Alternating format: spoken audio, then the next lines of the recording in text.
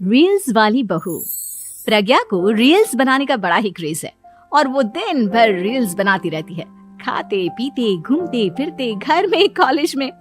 Reels बनाने के कारण प्रज्ञा पूरे कॉलेज में हाईलाइटेड है। जहां उसकी रील्स सभी को पसंद आते हैं, वहीं मनीषा चिंता में डूबी रहती है। एक रोज जब खाते हुए प्रज्ञा रील्स बना रही होती है, तब मनीषा कहती है, 1 मिनट भी चैन नहीं है इस लड़की को। ये नहीं कि खाना तो आराम से खा ले, लेकिन नहीं, अरे थोड़ी देर रील्स नहीं बनाओगी तो आसमान नहीं टूट पड़ेगा। अरे मम्मी, इसी को तो कहते हैं डिटर्मिनेशन। तुम नहीं समझोगी ये सब। भगवान, इस लड़की को सद्बुद्धि दे। जब देखो तब टेढ़ा बाका मुंह बनाती रहती है। मनीषा की बात का प्रज्ञा पर जरा भी असर नहीं होता और वो खाते खाते रील्स बनाती रहती है। दिन बीतने लगते हैं और देखते देखते प्रज्ञा का कॉलेज भी खत्म हो जाता है। आए दिन कोई ना कोई मनीषा को प्रज्ञा की शादी करवाने का सुझाव दे जाता है। सब ठीक ही कहते हैं, प्रज्ञा की शादी कर देनी चाहिए। अपने घर के काम काज में व्यस्त हो जाएगी तो खुद ही ये रील्स और नाच गाना बंद हो जाएगा। मनीषा और प्रेम प्रज्ञा के लिए एक अच्छा लड़का ढूंढने लगते हैं और तभी विकी का रिश्ता प्रज्ञा के लिए आता है, जिसने प्रज्ञा को उसकी रील्स देखकर पसंद कर लिया था। अगले दिन विकी अपने माता पिता के साथ प्रज्ञा के घर पहुंच जाता है और प्रज्ञा साड़ी पहने हाथों में चाय की ट्रे लिए उनके सामने आती है। जब विकी को पसंद है तो हमें भी बहू पसंद है। बहन जी, आप बारात की तैयारी कीजिए। एक बार लड़का लड़की अकेले में बात कर ले तो अच्छा रहेगा। हाँ हाँ, क्यों नहीं। मनीषा विकी को प्रज्ञा के कमरे में भेजती है, जहां प्रज्ञा पहले से ही रील्स बना रही होती है। तभी विकी कहता है, आ गए आपके साजन जी। हमारे साथ ये रील्स कंप्लीट करती तो और भी अच्छा रहता। अच्छा जी, अब आ ही गए हैं तो बना ही लेती हूँ आपके साथ। दोनों मिलकर रील्स बनाते हैं। जब वी मीट और तुरंत पोस्ट भी कर देते हैं। फिर विकी कहता है, जब आप साड़ी में चाय लेकर आए तब मुझे लगा कि कहीं मैं गलत घर में तो नहीं आ गया। अब सही है। दोनों की शादी पक्की हो जाती है और शादी के दिन भी प्रज्ञा रील्स बनाने से चूकती नहीं। यहाँ तक कि बारात के समय भी नाचते हुए रील्स बनाती है। सभी लोग प्रज्ञा की तारीफ के पुल बांध देते हैं और प्रज्ञा नाचती गाती अपने ससुराल चली जाती है। सब कुछ अच्छा चल रहा होता है। प्रज्ञा यहाँ भी दिन भर हर चीज की रील्स बनाती रहती है। लेकिन कुछ दिनों के बाद जब सुनीता कहती है, बहू, ये रील्स के साथ साथ कुछ काम भी कर लिया करो। वैसे तुझे और क्या क्या बनाना आता है? मम्मी जी, वैसे तो सब कहते हैं कि मैं सब कुछ अच्छा बनाती हूँ, लेकिन मुझे लगता है कि मैं मैगी अच्छा बना लेती हूँ। हाँ, कॉफी भी अच्छा बना लेती हूँ और मुंह तो सबसे अच्छा बना लेती हूँ। हैं? अच्छा अच्छा।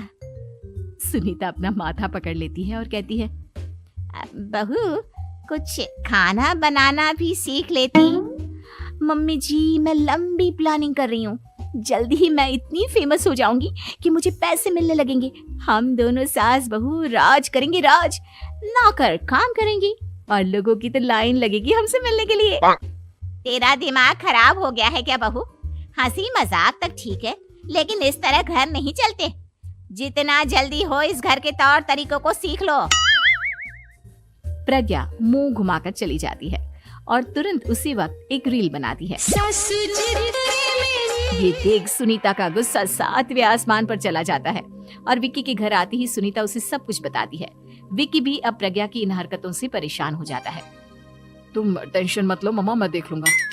विक्की कमरे में जाता है तो देखता है कि प्रज्ञा रील्स बना रही है। विक्की बड़े ही प्यार से प्रज्ञा से कहता है, प्रज्ञा, इन सब के लिए मैं तुम्हें मना नहीं कर रहा हूँ, लेकिन फिर भी हर वक्त तो ये अच्छा नहीं लगता ना। समझने की कोशिश करो, मुझे भी तुम्हारा थोड़ा वक्त चाहिए। मैं जब ऑफिस से आता हूँ तो मुझे समय देने की जगह इसी में लगे रहते हो। तुम ज्यादा ही सोच रहे हो। तुम भी मेरे साथ रील्स बनाओ ना, तुम्हें भी बहुत अच्छा लगेगा।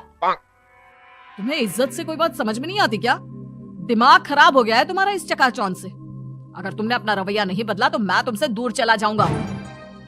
तुम ही रिश्ता लेकर आए थे, मुझे लड़कों की कमी नहीं थी और ना आज है। विकी दरवाजा पटक कर चला जाता है। धीरे धीरे विकी प्रज्ञा से दूर होता जाता है। एक रोज मनीषा प्रज्ञा के ससुराल उससे मिलने जाती है। तब सुनीता उससे कहती है, बहन जी, अब आई हैं तो कुछ दिन यहाँ रहकर जाइएगा, आप ही का घर है। हाँ मम्मी, बहुत दिन हो गए तुम्हारे साथ एक भी रील नहीं बनाई मैंने। प्रज्ञा तुरंत अपने फोन में रील्स ऑन कर लेती है। मेरी माँ के बराबर ये सब मुझसे नहीं होगा। तेरा ये भूत अभी तक नहीं उतरा क्या? बहन जी आप कुछ कहती नहीं क्या इसे? जब आप ही कुछ नहीं कर पाई तो मैं कर ही क्या सकती हूँ, सास तो वैसी ही बदनाम है। शाम को घर की लाइट चली जाती है और मनीषा प्रज्ञा से कहती है, मेरे घुटनों में बहुत दर्द हो रहा है, तू लाइट का कुछ इंतजाम करना बेटा। अच्छा कैंडल जला देती हूँ मम्मा। प्रज्ञा गाते हुए कैंडल जलाती है और खिड़की के पर्दे के पास रख देती है। मनीषा जिसे बहुत दर्द हो रहा है वो सो जाती है और प्रज्ञा हमेशा की तरह अपने रील्स में लग जाती है। उधर कैंडल की वजह से पर्दा आग पकड़ लेता है और मनीषा के कमरे में आग लग जाती है। बचाओ, कोई है, बचाओ। सभी भागते हैं और विकी कमरे की आग बुझाने में लग जाता है, लेकिन तब तक मनीषा आधी जल चुकी थी। मनीषा की हालत देख प्रज्ञा रोने लगती है। विकी मनीषा को तुरंत हॉस्पिटल ले जाता है और उसे एडमिट कराता है। विकी प्रज्ञा से कहता है, देख लिया ना, तुम्हारे इस नाच गाने की वजह से आज तुम्हारी माँ की जान जाते जाते रह गई। अब पता नहीं तुम और क्या चाहती हो। उधर डॉक्टर कहते हैं, इनकी हालत बहुत नाजुक है, आधे से ज्यादा जल चुकी है। प्रज्ञा रोती हुई मंदिर में जाती है और भगवान के आगे जाकर कहती है, भगवान मेरी माँ को ठीक कर दो, मैं कसम खाती हूँ हाथ से ये रील्स बनाना छोड़ दूंगी, बस मुझे मेरी माँ वापस मिल जाए। 2 दिन बीत जाते हैं और मनीषा खतरे से बाहर आ जाती है।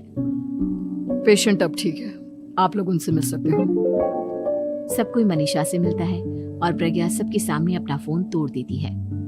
मुझे माफ कर दो मम्मा, मैंने तुम लोगों की बातों को नजरअंदाज किया। बेटा कोई भी चीज जरूरत से ज्यादा खराब है। मैंने तुम्हें रील्स बनाने से कभी मना नहीं किया, लेकिन हर वक्त एक ही चीज तो सही नहीं है। मैं समझ गई हूँ मम्मा, आई एम सॉरी। प्रज्ञा उस दिन से रील्स बनाना छोड़ देती है और पूरी तरह से अपने घर में लग जाती है।